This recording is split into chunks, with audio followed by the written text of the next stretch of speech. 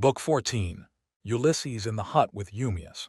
Ulysses now left the haven, and took the rough track up through the wooded country, and over the crest of the mountain, till he reached the place where Minerva had said that he would find the swineherd, who was the most thrifty servant he had.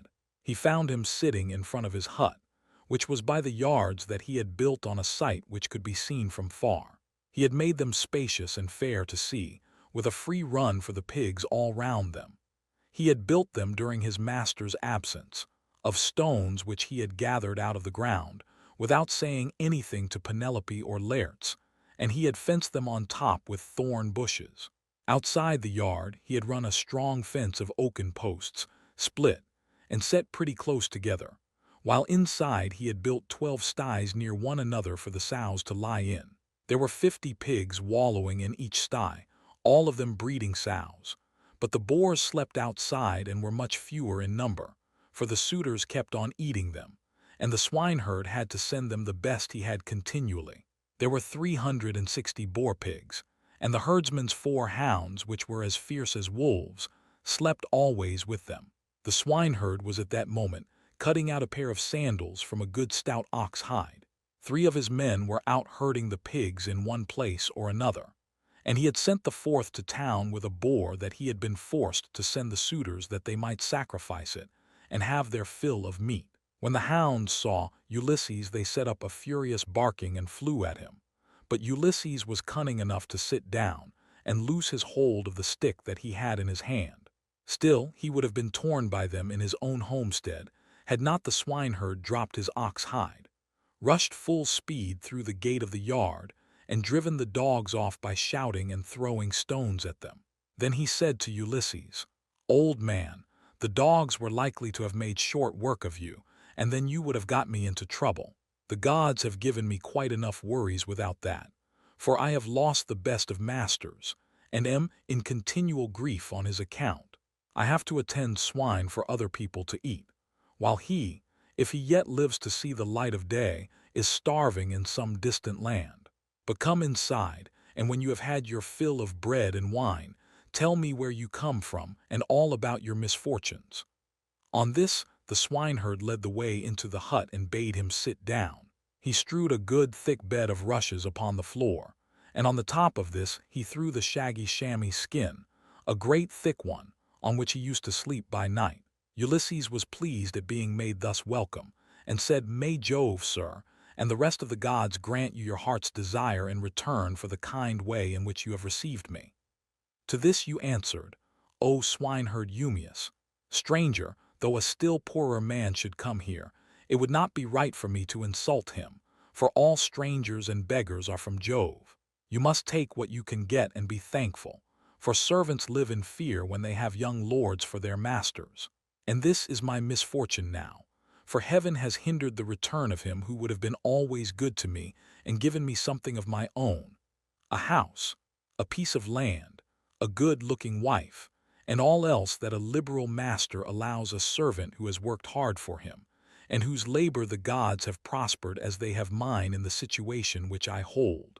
If my master had grown old here, he would have done great things by me, but he is gone, and I wish that Helen's whole race were utterly destroyed, for she has been the death of many a good man.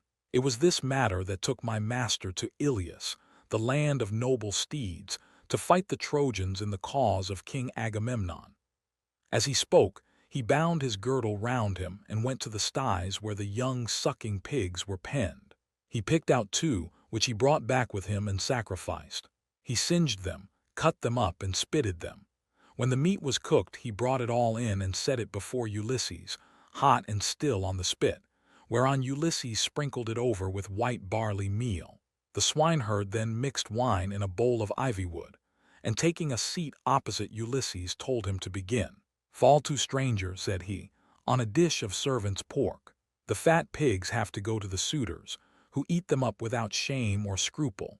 But the blessed gods love not such shameful doings, and respect those who do what is lawful and right, even the fierce freebooters who go raiding on other people's land, and Jove gives them their spoil. Even they, when they have filled their ships and got home again, live conscience-stricken, and look fearfully for judgment. But some god seems to have told these people that Ulysses is dead and gone. They will not, therefore, go back to their own homes and make their offers of marriage in the usual way, but waste his estate by force, without fear or stint. Not a day or night comes out of heaven, but they sacrifice not one victim nor two only, and they take the run of his wine, for he was exceedingly rich. No other great man, either in Ithaca or on the mainland, is as rich as he was. He had as much as 20 men put together. I will tell you what he had. There are 12 herds of cattle upon the main land, and as many flocks of sheep. There are also 12 droves of pigs, while his own men and hired strangers feed him 12 widely spreading herds of goats. Here in Ithaca, he runs even large flocks of goats on the far end of the island, and they are in the charge of excellent goat herds. Each one of these sends the suitors the best goat in the flock every day. As for myself, I am in charge of the pigs that you see here, and I have to keep picking out the best I have and sending it to them."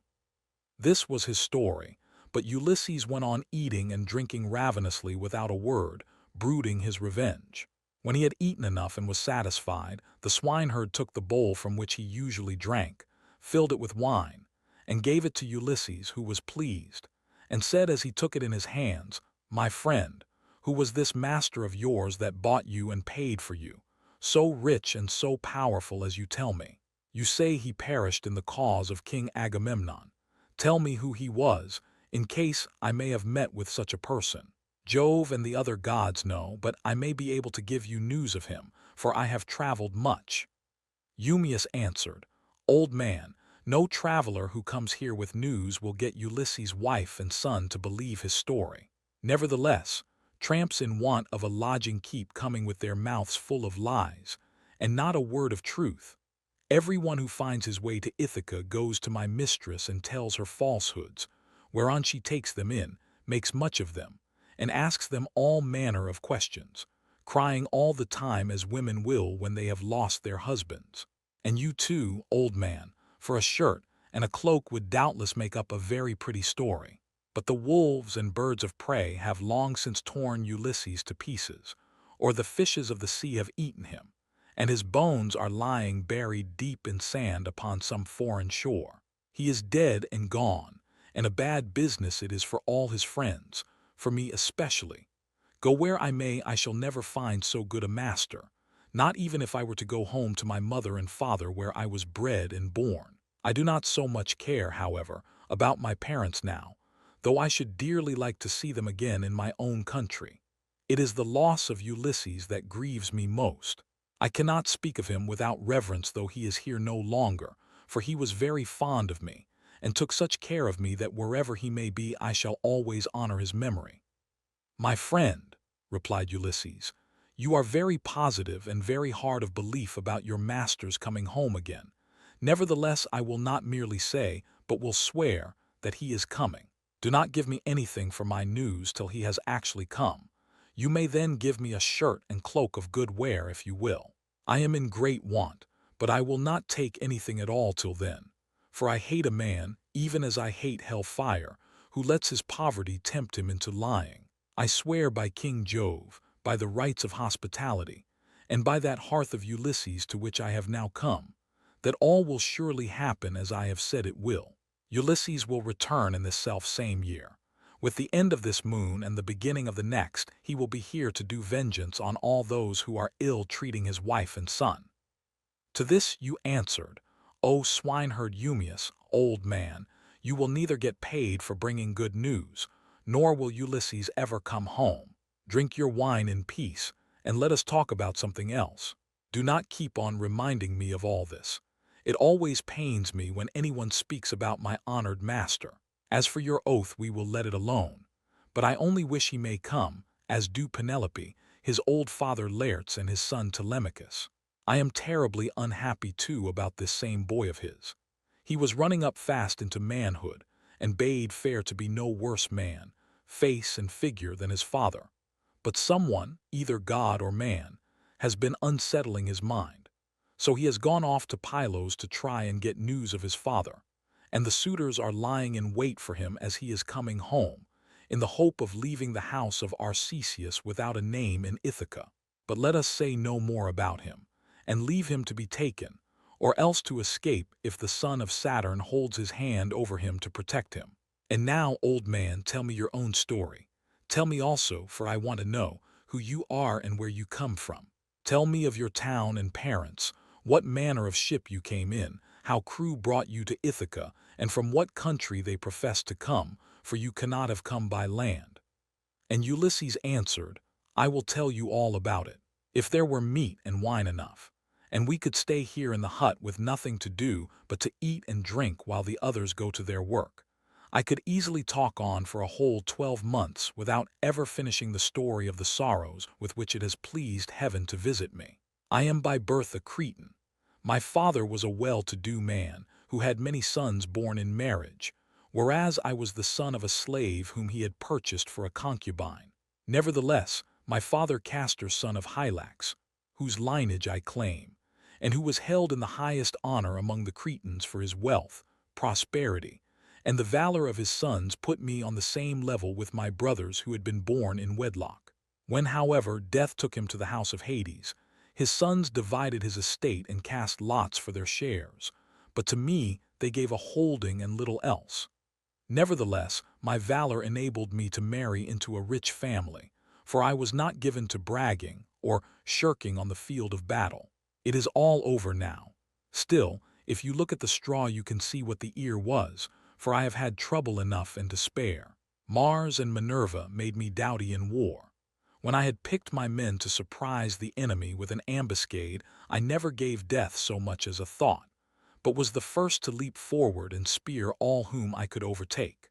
Such was I in battle, but I did not care about farm work, nor the frugal home life of those who would bring up children. My delight was in ships, fighting, javelins, and arrows, things that most men shudder to think of. But one man likes one thing and another, and this was what I was most naturally inclined to. Before the Achaeans went to Troy, 9 times was I in command of men and ships on foreign service, and I amassed much wealth. I had my pick of the spoil in the first instance, and much more was allotted to me later on. My house grew apace, and I became a great man among the Cretans. But when Jove counseled that terrible expedition, in which so many perished, the people required me and Idomeneus to lead their ships to Troy, and there was no way out of it, for they insisted on our doing so. There we fought for 9 whole years, but in the 10th we sacked the city of Priam and sailed home again as heaven dispersed us. Then it was that Jove devised evil against me. I spent but 1 month happily with my children, wife, and property, and then I conceived the idea of making a descent on Egypt, so I fitted out a fine fleet and manned it. I had 9 ships, and the people flocked to fill them. For 6 days I and my men made feast, and I found them many victims both for sacrifice to the gods and for themselves.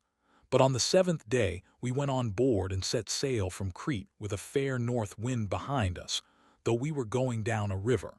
Nothing went ill with any of our ships, and we had no sickness on board, but sat where we were and let the ships go as the wind and steersmen took them. On the 5th day we reached the river Aegyptus. There I stationed my ships in the river, bidding my men stay by them and keep guard over them while I sent out scouts to reconnoiter from every point of vantage. But the men disobeyed my orders, took to their own devices, and ravaged the land of the Egyptians, killing the men and taking their wives and children captive. The alarm was soon carried to the city, and when they heard the war cry, the people came out at daybreak till the plain was filled with horsemen and foot soldiers, and with the gleam of armor. Then Jove spread panic among my men, and they would no longer face the enemy, for they found themselves surrounded. The Egyptians killed many of us, and took the rest alive to do forced labor for them. Jove, however, put it in my mind to do thus, and I wish I had died then and there in Egypt instead, for there was much sorrow in store for me. I took off my helmet and shield and dropped my spear from my hand. Then I went straight up to the king's chariot, clasped his knees and kissed them, whereon he spared my life, bade me get into his chariot, and took me weeping to his own home. Many made at me with their ashen spears and tried to kill me in their fury, But the king protected me, for he feared the wrath of Jove, the protector of strangers, who punishes those who do evil.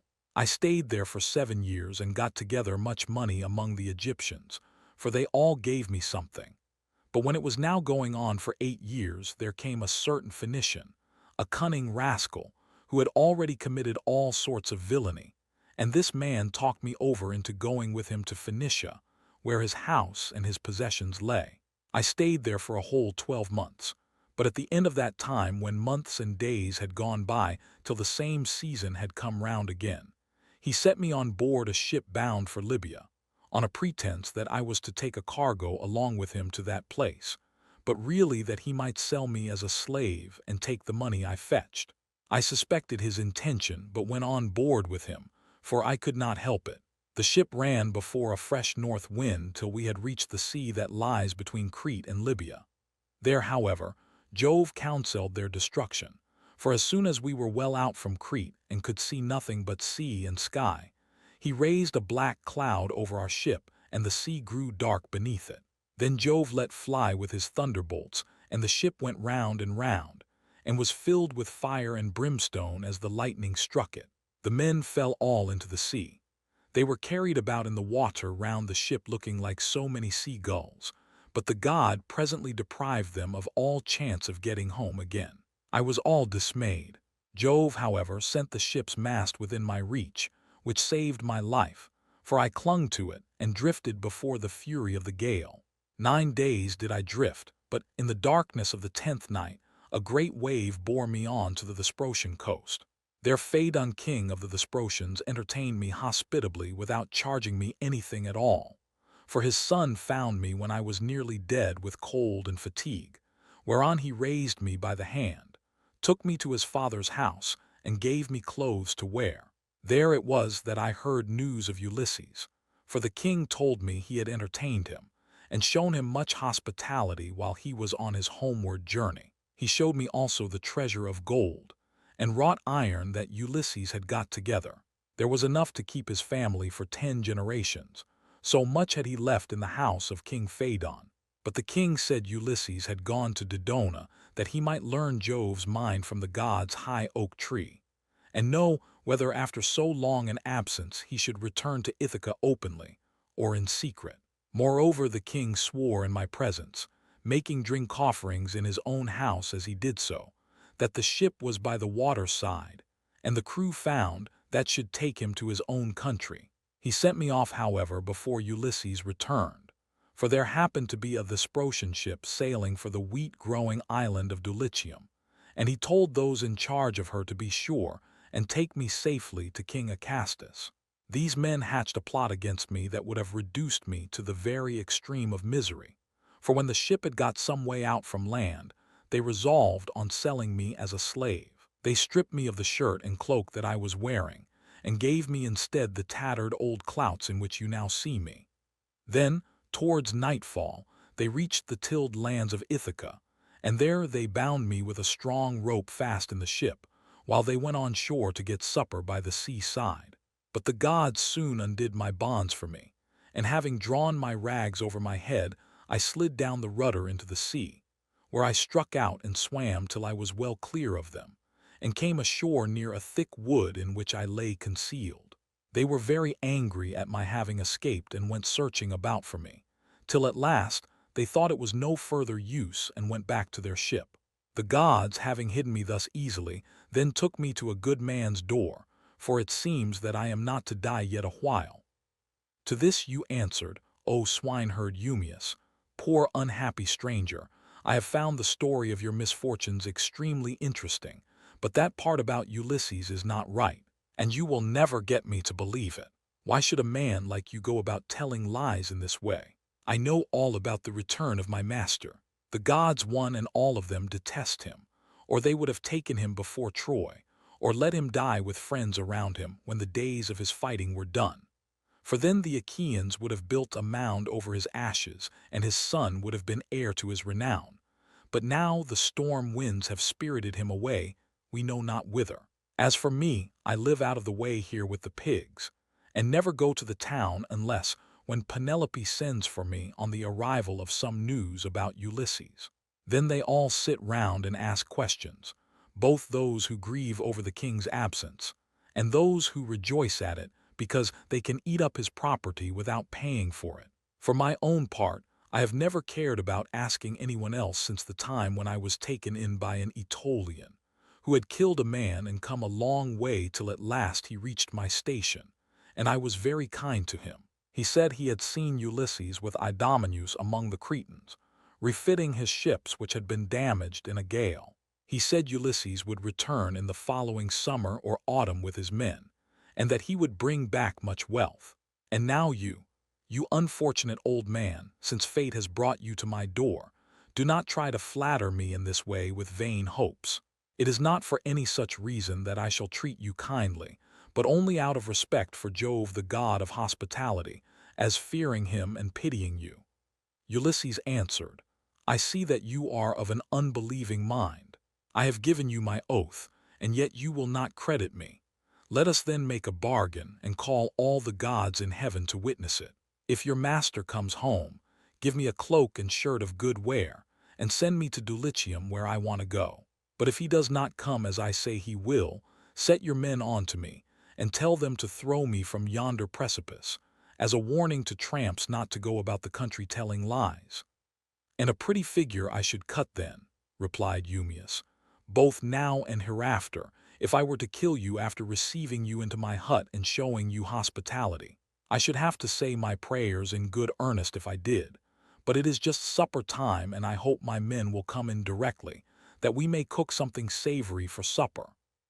Thus did they converse, and presently the swineherds came up with the pigs, which were then shut up for the night in their sties, and a tremendous squealing they made as they were being driven into them. But Eumaeus called to his men and said, Bring in the best pig you have, that I may sacrifice him for this stranger, and we will take toll of him ourselves. We have had trouble enough this long time feeding pigs, while others reap the fruit of our labor. On this he began chopping firewood, while the others brought in a fine fat 5-year-old boar pig and set it at the altar. Eumaeus did not forget the gods, for he was a man of good principles. So the first thing he did was to cut bristles from the pig's face and throw them into the fire, praying to all the gods as he did so that Ulysses might return home again. Then he clubbed the pig with a billet of oak which he had kept back when he was chopping the firewood, and stunned it, while the others slaughtered and singed it. Then they cut it up, and Eumaeus began by putting raw pieces from each joint on to some of the fat. These he sprinkled with barley meal and laid upon the embers. They cut the rest of the meat up small, put the pieces upon the spits and roasted them till they were done. When they had taken them off the spits, they threw them on to the dresser in a heap.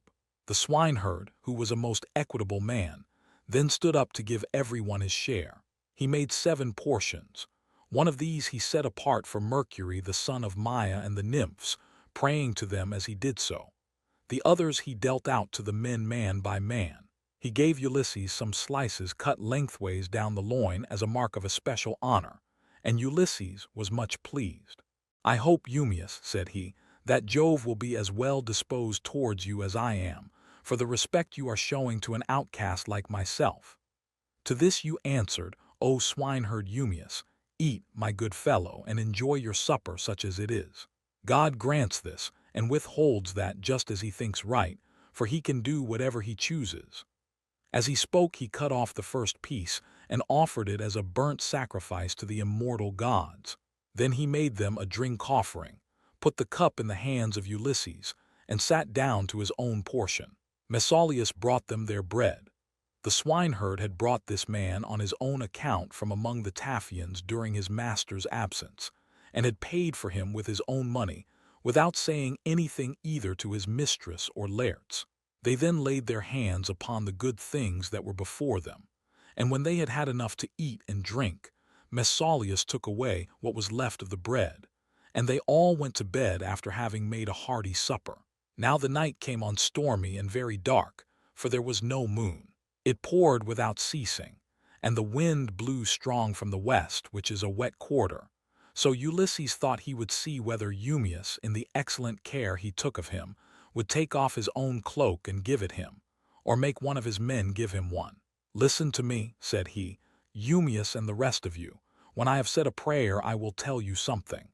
It is the wine that makes me talk in this way. Wine will make even a wise man fall to singing. It will make him chuckle and dance and say many a word that he had better leave unspoken. Still, as I have begun, I will go on.